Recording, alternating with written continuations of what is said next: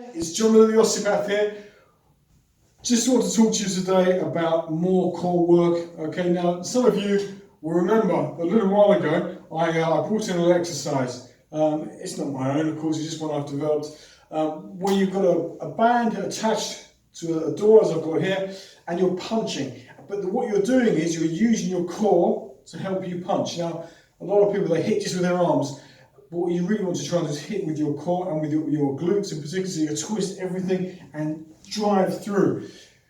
But the whole purpose of this is you're proportionally distributing the force throughout the body, from the arm, through the core, through the glutes, down to the legs. So you can't see my legs very clearly here, but you get the idea. So what about going the other way? If you're doing this all the time, you're going to generate a lot of strength through the front, through the chest, your deltoids and the triceps, of course, as well as the obliques and the glutes. But what about the back of the shoulder? If you're pushing all the time, you can develop the strength here, and your shoulders can become quite rounded.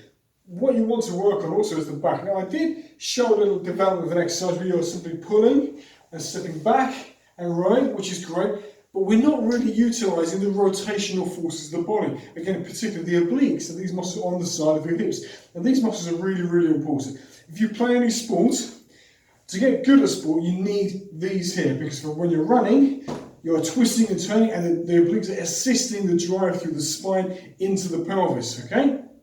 Now, the other thing is, if you do any other sports, say for example any martial arts, throwing sports, you have to pick people up and you have to throw them over your shoulder. You use your obliques in conjunction with your glutes to do that motion. Even say tennis, you're twisting, the drive is through here and through the glutes.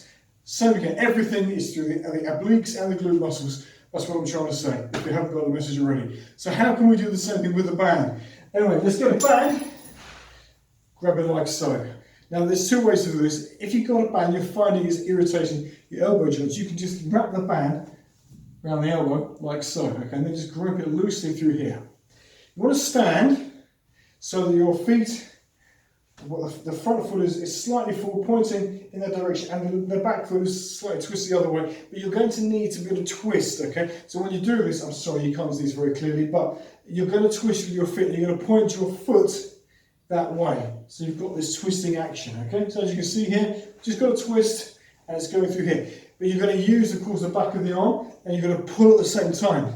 So you're going to pull through and twist the body that way, twisting on the balls of the feet in that direction.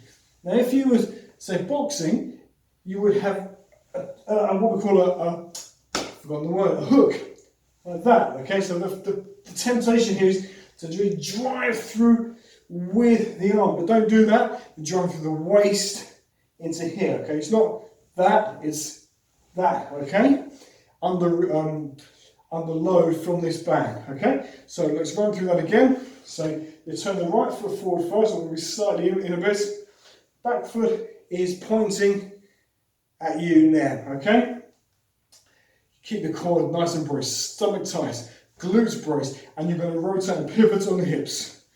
You're going to pivot this way, as if you're swinging with the golf club from here to there, okay?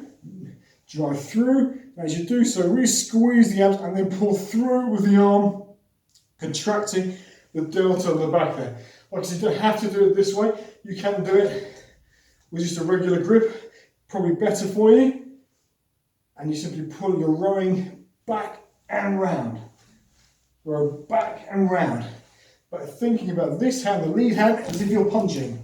And you can go fast if you want to, or you can slow it all the way down. You can break the motion down, so you bring it around to here, and then just do the rotation through the obliques here, or just through the glutes of my right buttock as I'm driving forward like that. There's so many different variations.